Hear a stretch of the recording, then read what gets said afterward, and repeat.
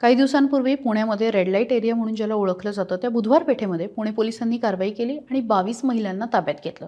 त्यातल्या 11 जणी या बांगलादेशी असल्याचं समोर आलं आणि सगळ्यांनाच धक्का बसला. विशेष करून या महिलांकडे बोगस आधार कार्डसुद्धा निघाली, काही बोगस कागदपत्रंसुद्धा निघाली.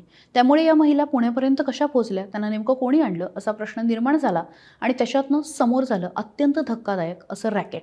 खरं तर हे सगळं सिंडिकेट आहे आणि कशा पद्धतीने या महिलांना फसवून आणलं जातं हे मी तुम्हाला सांगणारे व्हिडिओ शेवटपर्यंत बघा. आता झालं असं, या आरोपींनी या महिलांना ब्युटी पार्लर आणि शिलाईकाम मिळवून देतो असं खोटं आश्वासन दिलं.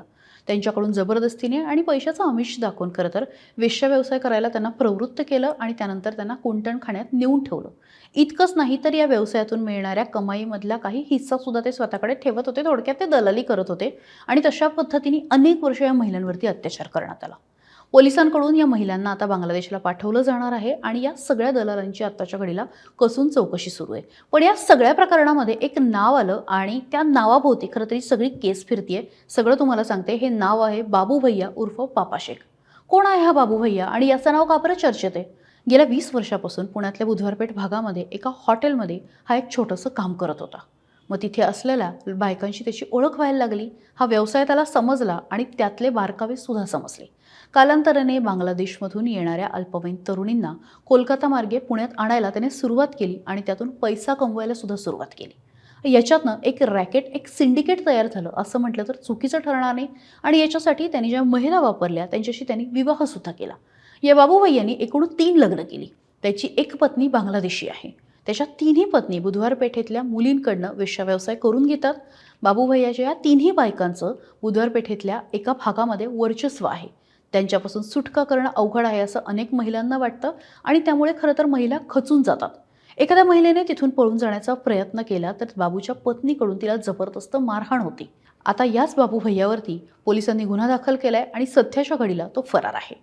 गेल्या अनेक वर्षांपासून पुण्यातल्या बुधवारपेठ भागामध्ये वास्तव्य असलेल्या बाबू भैयाचं पोलिसांसोबत चांगलंच जुळलेलं आहे. मिळालेल्या माहितीनुसार त्याचे बुधवारपेठ भागामध्ये 2 छोटे हॉटेल आहेत आणि 3 बिल्डिंग सुद्धा आहे. बघा कशा पद्धतीने हे सगळं जाळं विणण्यात येतं आणि अत्यंत हुशारीने या महिलांना आणण्यात येतं. त्यांची फसवणूक केली जाते आणि त्या इथनं बाहेर कशा पद्धतीने पडणार नाही हा जो सगळा प्रयत्न आहे तो केला जातो. अशा पद्धतीने सगळं रॅकेट जे आहे ते बुधवारपेठमध्ये चालतं आणि आपण म्हणू शकतो की अक्षरशः निष्पाप महिलांना इथे आणलं जातं, फसवून त्यांना आणलं जातं आणि एकदा त्या या दलदलीमध्ये रुतल्या की त्यांना सुद्धा बाहेर पडणं अवघड होतं.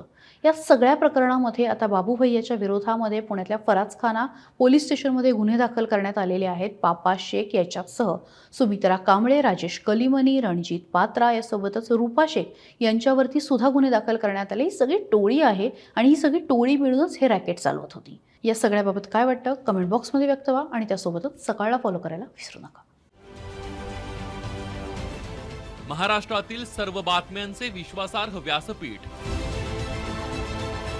सकाळच्या सर्व सोशल मीडिया प्लॅटफॉर्मला लाईक, फॉलो आणि सबस्क्राईब करा. तसंच सर्व नोटिफिकेशनसाठी बेल आयकॉन प्रेस करायला विसरू नका.